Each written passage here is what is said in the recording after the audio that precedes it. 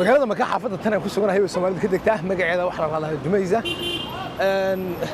masaajidkana magaciisa waxa la yiraahdaa Jaamic Al-Walid Al-Karim Hayya Al-Asaf adigu Hayya Al-Asaf ku magac dheeri taantii waqtiga loogu magac daray waqtiyada waxa weeyaan mowsimka sida Ramadaanta ama waxa weeyaan waqtiga xajka dhammaan fooqyada aan arkaysan waa waqtiga la waxa kareysta Soomaali qabtiga goobtan wax isku bedesha xaafadda Hargeysa ama Muqdisho ka mid ah qiimayaasha hudheeladan way kala gedisan yihiin mid wax lagu helaa guriyaha waxa weeyaan ka dambeeya ka sii qiimo jaban hudheelada haddii marka aad magaceeda doonaysaan Jumayza ayaa la dhahdaa waxaana dhacdaa waqooyiga Kacbada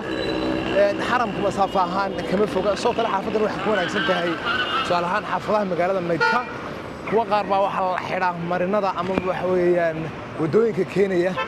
wadooyinka ku geenaya xaramkaas ahaatee xaafadda Soomaalida waxa ku wanaagsan tahay iyada lama xidho wadada ka timaada xaramka gasha xaafadda Soomaalida ee magaalada Maka Jumayza